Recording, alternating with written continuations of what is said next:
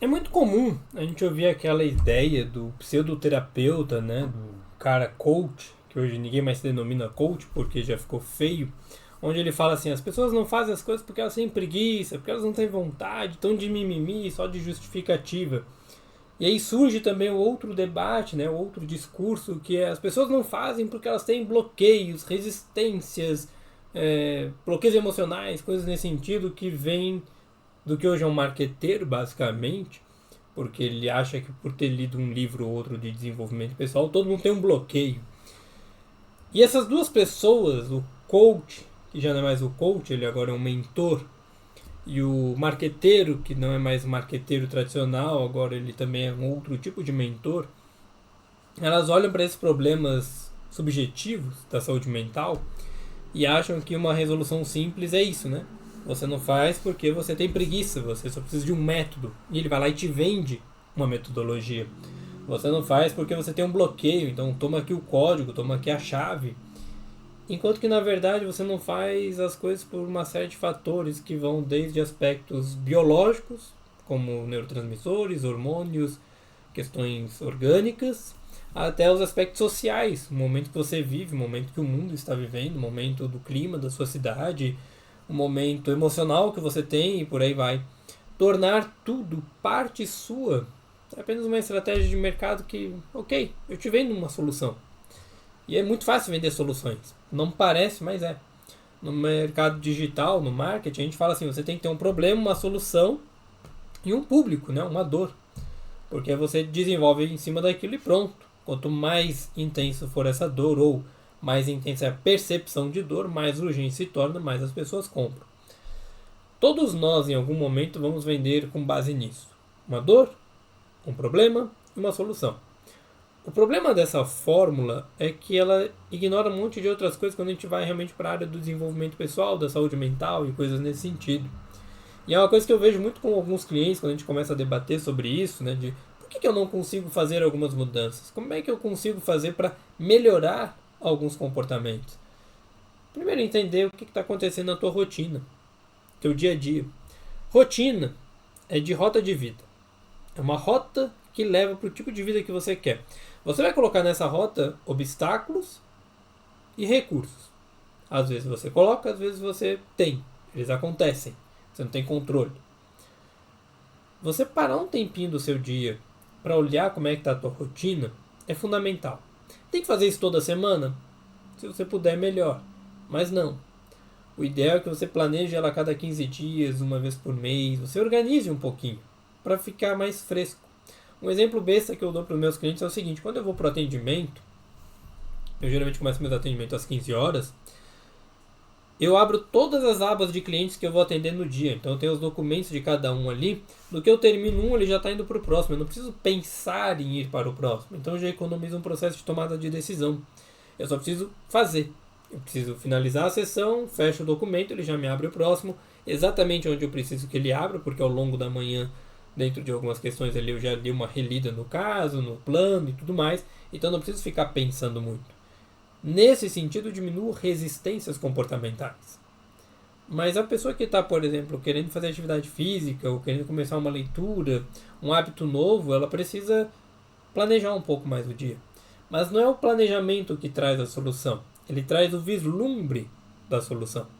Que é, quanto tempo eu posso dispor para fazer isso? O quanto eu posso me sacrificar para alcançar esta atividade? A partir do momento que eu organizo tudo isso dentro de um planejamento concreto, realista para a minha realidade, para o que eu consigo fazer e não para o que os outros conseguem, porque eu paro de me comparar com um palco alheio, porque eu não estou no bastidor daquela pessoa, a minha vida começa a fluir um pouco mais. A minha vida começa a ganhar forma e se desenvolver de uma forma mais tranquila. Quando você sentar um tempinho do teu dia, por exemplo, amanhã é sábado, no domingo ali, planeja a tua semana. Quais atividades você realmente quer cumprir esta semana? Não precisa colocar tudo da semana. Coloca as atividades ou as principais atividades que você quer cumprir. Qual é a prioridade que elas têm? E em qual momento você vai cumprir essa atividade? Por exemplo, para mim uma prioridade era gravar este vídeo. Eu não tive um momento à tarde ou à noite. Eu tive um momento agora, 9h30. Acabei de terminar meu último atendimento. ainda vou jantar alguma coisa, vou comer alguma coisinha ali, mas eu falei, deixa eu sentar e gravar, porque fica mais fácil, eu já resolvo isso. Pronto. As outras atividades que eu tinha de prioridade, que é cuidar da minha filha, montar alguns estudos, planejamento de terapia, foram feitas ao longo do dia. Mas o sentar e gravar um vídeo, como eu tenho feito todos os dias dessa semana, ele acontece mais à noite. Quando eu terminar tudo, talvez ali por volta de 11, 11h30, eu gravei outro vídeo para o dia de amanhã. E já deixo ele meio que pré-agendado. E amanhã, dentro das possibilidades, eu gravo outros vídeos. E vou agendando eles. O que eu quero trazer para vocês? Quando você montar a sua rotina, algumas habilidades que você quer desenvolver, algumas competências, comportamentos, você não vai poder otimizar tudo como eu otimizo. Eu não posso sentar aqui e falar assim, vou preparar a marmita do ano inteiro. Não vai existir isso, mas eu posso preparar a marmita da semana. Às vezes posso preparar de 15 dias. Então eu otimizo. Eu pego um dia da semana, domingo, e otimizo todas as marmitas para aquele momento. Eu posso pegar uma noite do meu dia, da minha semana, perdão, e gravar todos os vídeos que eu quero. Mas não é da maneira como eu quero. Eu quero poder pegar temas do dia a dia, temas que eu vivi naquele dia, por exemplo, hoje, e trazer isso. Gravar em cima disso. Para ser mais espontâneo. Não tão mecânico, não tão programado. Você entende que algumas coisas você vai conseguir organizar e você vai poder antecipá-las. E tudo bem. Outras não. Por exemplo, vou fazer uma corrida. Vou descer aqui, vou correr ali na rua 2 km. Eu posso correr os 2 km, mas não adianta eu antecipar os 2 km de amanhã correndo 4 hoje. Não é assim que vai funcionar. Então hoje eu corro 2, amanhã eu corro 2, amanhã eu corro 2 e assim eu vou. Não adianta eu querer antecipar tudo.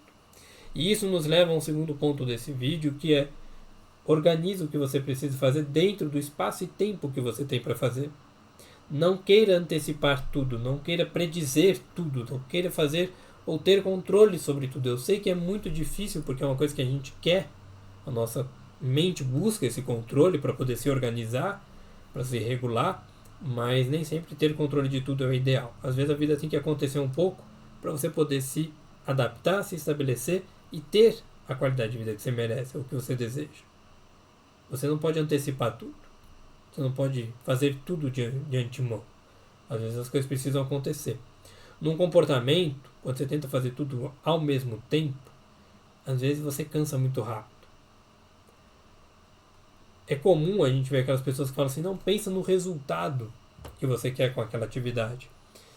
Eu não gosto muito dessa ideia, porque no que você pensa na aquisição deste resultado, você não se desenvolve como deveria, porque o teu cérebro entende que ele já alcançou aquilo. Então ele já libera os hormônios e neurotransmissores necessários para chegar lá. E ele se satisfaz com isso. E pronto. Ele está tranquilo. Ele não precisa fazer o processo. Essa busca por ir até o fim, até o objetivo, se ver realizando ele, serve para 2 momentos. Para você criar uma motivação, entender o teu processo sem que você deixe de fazer ele, e entender o que pode dar errado para você consertar. Mas a gente tem que ter esse cuidado de que às vezes você vai lá na frente e esquece de fazer o hoje, esquece de fazer o presente.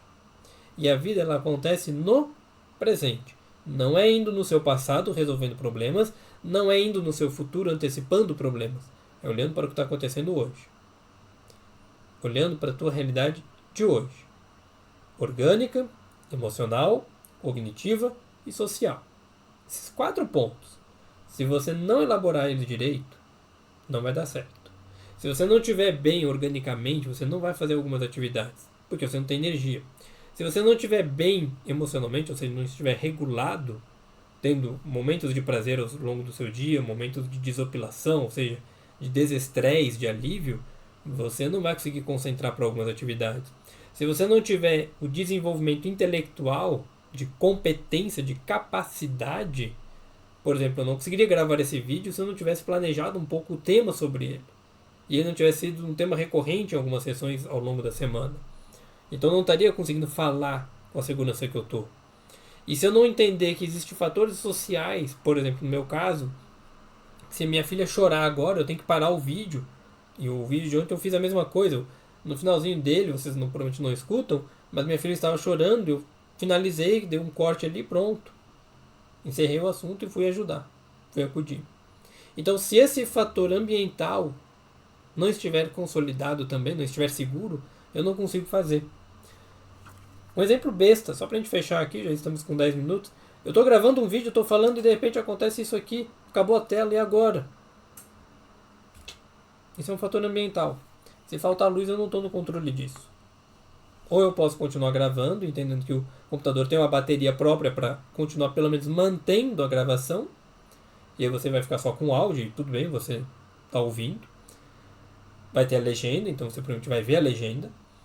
Mas se eu não entender que esses fatores fora do meu controle fazem parte da realidade, eu sempre vou achar que a culpa é minha. E esse é o problema do discurso que a gente tem hoje em dia, de todos aqueles que antes eram coaches, marqueteiros e coisa do tipo, que viraram mentores, que viraram pseudoterapeutas. Eles vão sempre responsabilizar você e ignorar todos os outros fatores ao seu redor. Toma cuidado com isso.